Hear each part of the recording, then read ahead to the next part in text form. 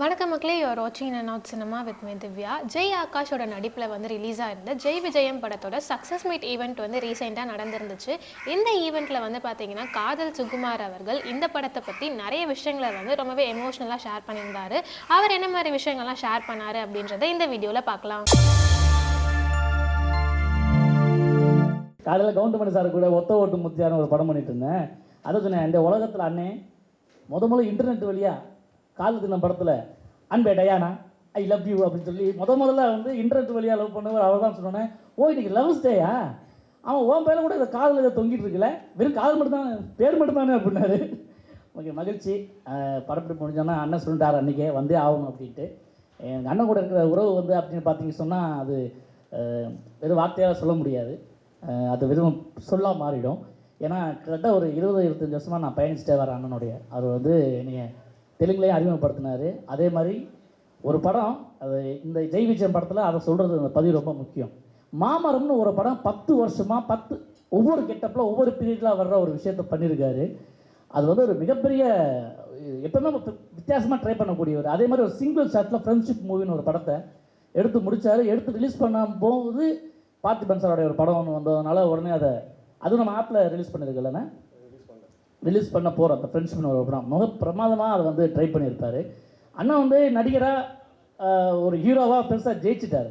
ஆனால் இங்கே பாருங்கள், இப்போ இந்த ஜெய் விஜயம் படம் ஆப்பில் அவ்வளோ ட்ரெண்டிங் ஆனோன்னா, அவ்வளோ வைரல் ஆனோடனே அதை உடனே நிறைய சேனல் அந்த இப்போ ஆமாம் நிறைய திருட்டு ராக்கர்ஸி, தமிழ் ராக்கர்ஸு, அப்புறம் இந்த தமிழ் யோகி பாருங்களேன், திருடுறவங்க பூரா தமிழை முன்னால் வைக்கிறாங்க. எனக்கு புரியல, திருட்டு ராக்கர்ஸ்னு வைக்க அந்த திருட்டு யோகின்னு வைக்க, ஏன்னா தமிழை சேர்க்குற திருடுறதுக்கு நேர்மையாக நீங்கள் பண்ணால் ஒரு விஷயத்த பரவாயில்ல.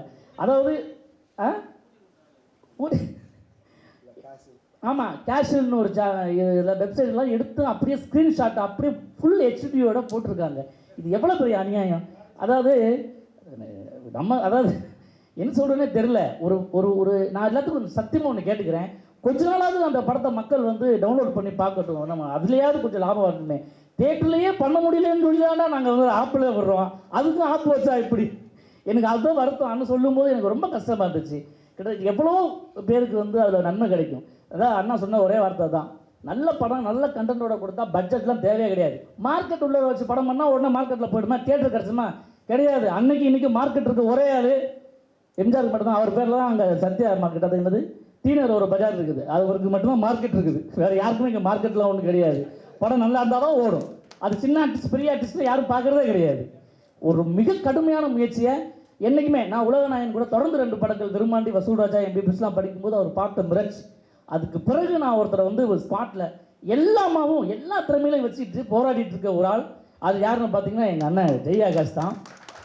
என்னடா ரொம்ப கஷ்டமாக இருக்குது அப்படி நினைக்கிற நேரத்துலலாம் டக்குன்னு கூப்பிட்டுருவார். ஏன்னா நான் நடிச்சுட்டு இருக்கும்போது திடீர்னு டைரக்ஷன் பண்ணேன். உடனே அவர் இனிமேல் அவ்வளோ நடிக்க மாட்டார், நான் எங்கடா பேட்டி இடம் கொடுத்து நடிக்க மாட்டேன்னு, அதுவும் சினிமா தானே, நான் சினிமாக்குள்ள தான் இருக்கேன் அப்படின்னு போதெல்லாம் நிறைய கஷ்டப்பட்டேன். அந்த டைம்லலாம் எனக்கு நிறைய படங்கள் கூப்பிட்டு திரும்ப கொடுத்துட்டே என்னை தட்டி கொடுத்துருந்தாரு என் தோளில்.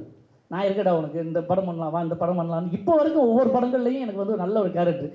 அதாவது யார் எவ்வளோ பேர் இருக்காங்க சார், அந்த காமெடின்னு போட்டால் அதை வச்சு நான் கொஞ்சம் டெவலப் ஆகுற மாதிரி கிடையாது. யார் திறமையோடு இருக்காங்களோ அவங்கள நான் தோளில் தட்டி நான் தூக்கிட்டு வருவேன் அப்படின்னு சொல்லி இன்ன வரைக்கும் நிறைய கேமராமேன்லேருந்து பால்பாண்டி சார்லேருந்து நிறைய பேர் கூட்டிகிட்டு வந்துக்கிட்டே இருக்காரு. அது ஒரு மிகப்பெரிய உணர்வு, அதை சொல்லவே முடியாது, அந்த மாதிரி ஒரு விஷயம். ஸோ அண்ணன் இன்னும் பெரிய தூரம் பயணிக்க அவருடைய ஃபேன்ஸ் கிளப் எல்லாமே ரெடியாக இருக்காங்க. ஒரு வெற்றி அது ஆரம்ப பிள்ளையா சொல்லி மாதிரி போட்டிருக்கு அப்படின்னு சொன்னால் இவ்வளோ போடுறதுக்கு பிறகு அந்த ஜெய் விஜயத்தோட வெற்றியில் தான் இருக்குது. வெற்றி அதனால எல்லாருமே பார்க்கணும், அந்த படத்தை பார்க்கணும். அது சொன்ன மாதிரி இன்றைக்கி நீங்கள் கேட்கலாம், நாங்கள் கேட்க முடியாது, பத்திரிக்கையாளர் கேட்கலாம். ஏன்னா இன்றைக்கி தமிழ்நாட்டில் ஹவுஸ் ஓனர் எவ்வளோ பேர் இருக்காங்க தெரியாது, ஆனால் எல்லாமே சேனல் ஓனராக இருக்காங்க. மொபைல் ஃபோன் வச்சுக்கோங்க பூரா இன்றைக்கி சேனல் ஓனராக இருக்காங்க. ஸோ நீங்கள் ப்ரமோட் பண்ணுங்கள், சின்ன படங்களை பண்ண வைங்க, அப்போ தான் நிறைய பேருக்கு வரும். நான் ஒரு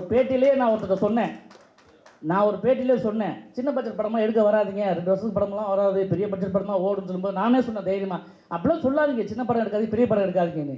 2 வருஷம் யார் படம் எடுக்க வராமல் போயிட்டீங்கன்னா யார் சோறு போடுவா, இந்த குடும்பத்தில் யார் காப்பா, எங்களை மாதிரி சின்ன நடிகர்களுக்கெல்லாம் இந்த மாதிரி யார் தான் காப்பாற்றுவாங்கன்னு சொன்னேன். திமிரு படத்துக்கு அப்புறம் ஒரு படம் ஓடிச்சுங்கிற திமிரெல்லாம் பேசக்கூடாதுன்னு சொன்னேன். நான் அதை தான் சொல்கிறேன். அது குறிப்பிட்டு பேசினார், சின்ன படங்கள் ஓடாதுங்கிற மாயையை நம்ம யாரும் கிரியேட் பண்ணக்கூடாது. நல்ல கதை உள்ள படங்கள் என்றைக்குமே ஓடும். அதை திரும்ப திரும்ப நாங்கள் அதான் நம்ம அன்பு செல்வன் இருக்காரு, அன்பண்ணா இருக்காரு, நிறைய பேர் நிறைய இந்த படம் வெற்றி பெற்றதை பார்த்து வந்துட்டே இருக்காங்க, சின்ன படங்கள் பண்ணலாம் அப்படின்னு சொல்லி. அதுக்கு என்றைக்குமே ஒரு முத்தாய்ப்பாக இருக்கிற ஒரு விஷயம் அப்படின்னு பார்த்தீங்கன்னா ஜெய் விஜயம். அது நடித்த அத்தனை தொழில்நுட்ப கலைஞர்கள், அத்தனை எங்கள் அண்ணன் ஹீரோ, அப்புறம் வந்து டெக்னீஷியன்ஸ், அந்த இன்னைக்கு விருது வாங்க போகிறவங்க எல்லாருக்குமே வந்து என்னுடைய வாழ்த்துக்களை தெரிவிச்சுக்கிறேன். ரொம்ப பொறுமையாக என்னோடய பேச்சை கேட்டதுக்கு ரொம்ப நன்றி. ஒரு ஃபங்க்ஷனுக்கு இப்படி தான் போய் உட்காந்துருந்தேன், பேசிட்டு எல்லாம் பேச தான் கூப்பிட்டுருந்தாங்க. திடீர்னு நேரத்தினாரு ஒருத்தர் வந்தார் என்கிட்ட, சார் எல்லோரும் என்ன புதுசு பேசிட்டு இருந்தாங்க ஒருத்தர் சார், சார் எல்லோரும் கொஞ்சம் ஜாலியாக சந்தோஷமாக இருக்காங்க, கொஞ்ச நேரம் அவங்களை அப்படியே இருக்க விடுமா இல்லை நீங்கள் பேசுறீங்களான்னு கேட்டார். இது நான் என்ன தோற்று விடுதுன்னு தெரியல. அது மாதிரி பொறுமையாக இங்கேருந்து பேசுறதை விட அங்கேருந்து கேட்கறதுக்கு தான் பொறுமை அதிகமாக வேணும். மிக்க நன்றி, வாழ்த்துக்கள் ஜெய் விஜயம், தொடர்ந்து ஜெயிப்பேண்ணா. தேங்க்யூண்ணா, I love you Anna, thank you. மறுபடியும் ஒரு வாட்டி காதல் வாழ்த்துக்கள், நன்றி, தேங்க்யூ. மேடையில் இருக்கிறவங்களுக்கும் எனக்கு நன்றி, தேங்க்யூ.